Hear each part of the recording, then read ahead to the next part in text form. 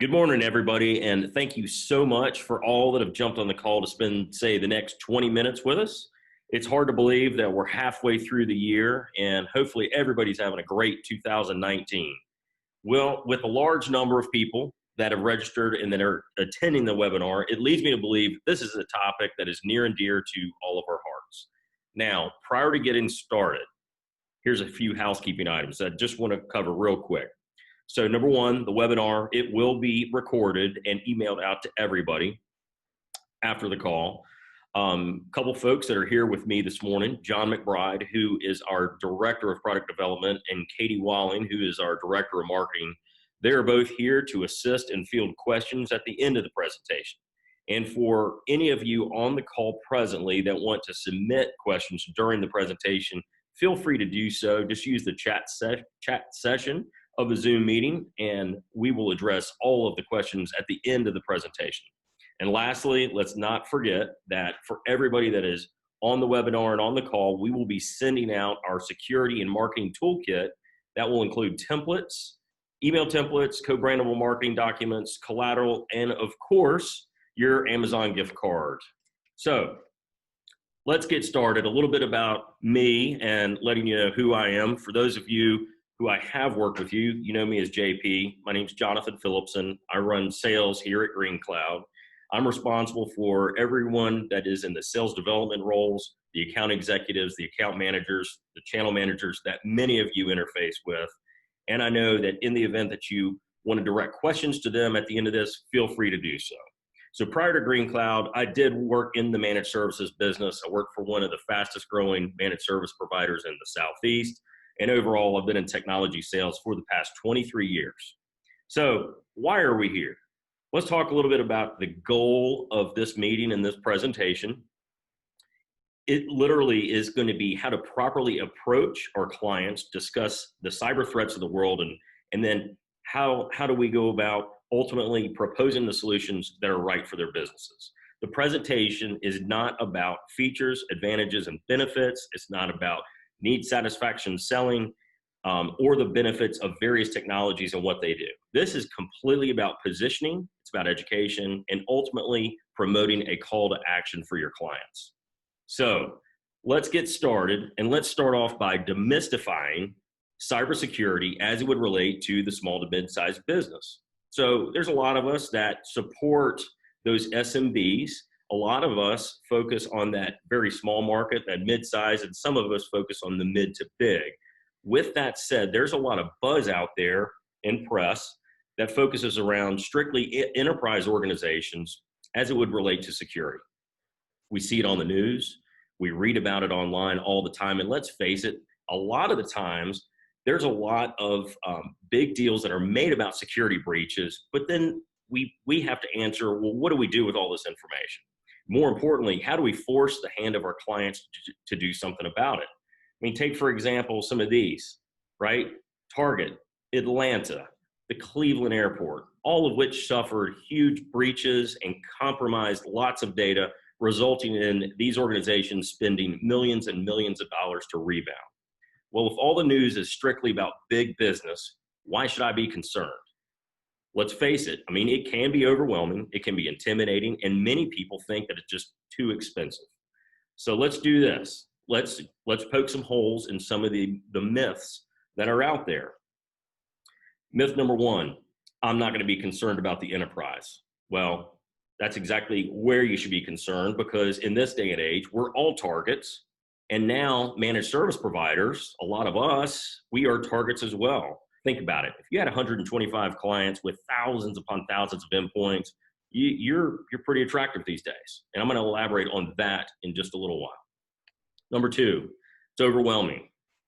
You're right, it can be, but don't let it be, right? With that said, there's no silver bullets, but there is a strategy that can make it easier for you to address the issue. Use a layering approach when it comes to securing a network. Layering can be done upfront or over time, and quite frankly, it's the most effective. So for example, when people think of cybersecurity, they think of technology. However, there's actually three prongs of that layering process that need to be addressed. Number one, your people. Your people are your greatest asset. yet they do pose the greatest risk. Keep in mind, we're all human, we make mistakes, but they can also serve as your greatest strength to be your first line of defense. With that in mind, they have to be well informed, they have to be well trained, and highly aware of the risks that are out there. Train your personnel not to open emails or links that are suspicious. Make sure that you are continuously updating the patches necessary to keep your network clean. And lastly, let's make sure that we have an open door policy, that in the event that someone does do something, that there is an open line of communication to discuss what has occurred. Processes. This layer of cybersecurity ensures that you have strategies in place to proactively prevent and respond quickly and effectively in the event of a cyber incident. First of all, you should have an incident response plan in place with repeatable procedures and an operational approach to addressing the incident. Also, you need to make sure that you have a proper backup and disaster recovery plan, that you regularly test the backups and the DR plan. So when the quote unquote stuff hits the fan, hope isn't a strategy. And many of you, our partners, have all heard Green Cloud talk about testing and verifying your backup and disaster recovery plans over the years. It's up to you and your team to keep your clients informed through research and education on the latest threats. Keeping the threats top of mind will keep your processes in line with how you approach the latest global attacks. Lastly, technology. Layering technology is so important that not only do you choose the correct technology to defend your clients from the threats and the manner in which you integrate the technology, it is critical as well. Don't just implement an isolated one-point solution, but rather select those tools based on the ability to be integrated and automated to create a security fabric that can facilitate a rapid detection and mitigate the threats. For example, the SANS Institute, well, they would advocate that layering technology into your network is the key. So if a harmful message ever got through your firewall, it hopefully would be stopped with antivirus on the server. In the event it makes it through the workstation, the antivirus software, that would work there as well. Look for connections to different sites on the internet that have known relationships to hostile activity and block such sites by egress filtering. The goal is to slow the attack, detect the threat before it causes serious damage. Lastly, myth number 3, it's too expensive. Well, I'll tell you when it gets expensive. It gets expensive once the attack's already happened. We know the stats about how much it costs to rebound from an attack. I mean, let's face it, it is costly. There's no doubt about it. However, many of you are MSPs. In the event that you were hacked or compromised, it wouldn't just be expensive, it'd be front page news. And let's face it, it's embarrassing. In most cases, if a managed service provider were attacked, they couldn't rebound, and more than likely, they're forced out of business. So how do we do it? Education is key. Like anything, we as managed service providers, we need to be educated on our threats, where they're coming from, and why they exist. This will help address with confidence and support the solutions that you're going to recommend. It's no secret that the game has changed. I mean, they're not just being disruptive these days. Nation states are behind a lot of the attacks, the disruption, and unfortunately, the financial burdens that come along with the territory. Just 6 months ago, in December 2018, the National Counterintelligence and Security Center highlighted and spotlighted an indictment for cybersecurity criminals who were associated with the nation of China.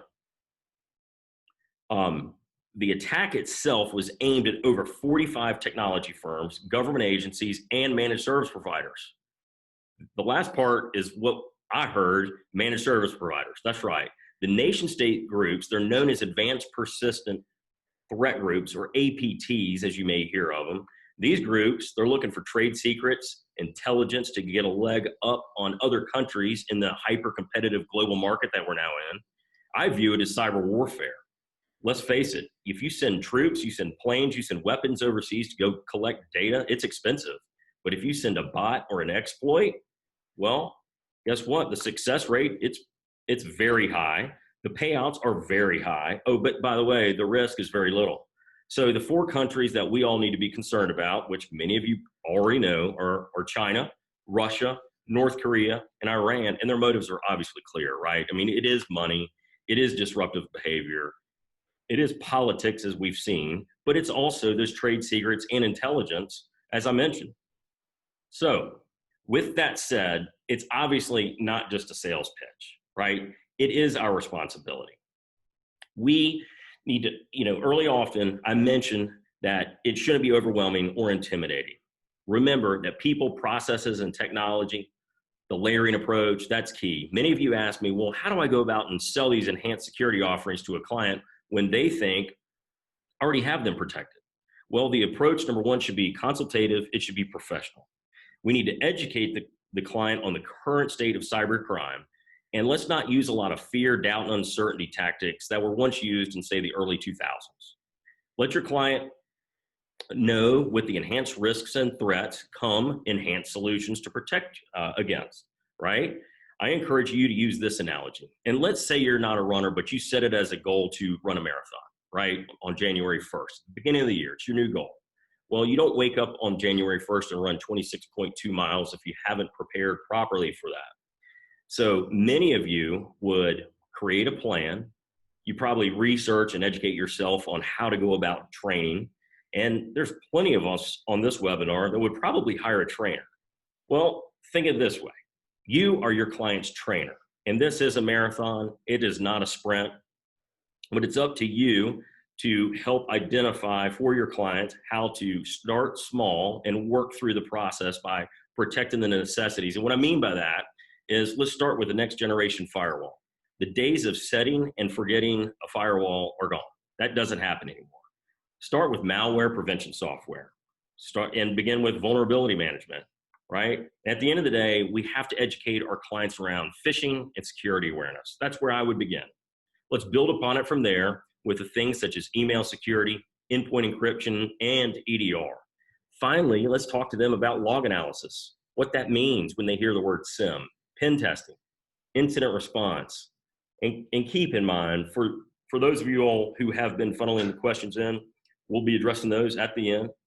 Once again, we're also going to be emailing out a lot of the security and marketing toolkits that'll have, and that will be coming at the end of the presentation. So the time is now, right? There's a lot of folks out there that obviously, acknowledge that there's a cyber problem, but we really got to figure out a way to bring it down to our client's level. As I mentioned, we hear things in the enterprise space. We have to translate that into what it means for our clients. And a lot of our clients, they have the quote unquote, well, it won't happen to me syndrome. And we have to get in front of that. Well, if you aren't talking to your clients about cybersecurity and the risks and the threats that are out there, I can assure you one thing, that they're hearing it from somebody. If you're not talking to them during a one-on-one, a quarterly business review, or your own lunch and learns, they're going to be hearing it at someone else's lunch and learn.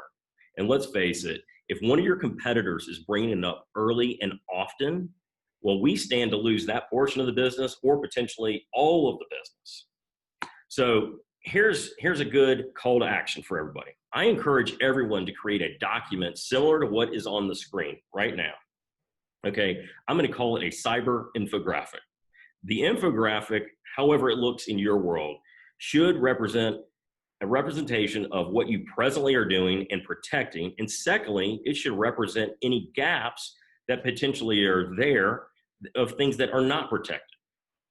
As a follow-up, also create a document for your client to sign that states that they either do or do not accept coverage on the additional gaps that you've obviously educated them on and proposed coverage. This is very important because it not only forces the client to think through their decision, but it ultimately gives you peace of mind knowing that you made it available. The client makes the decision on whether they buy or they choose not to buy. After all, it is their data. It is our job. We are the trainer. We are the trusted advisor to educate the client on what to do about it.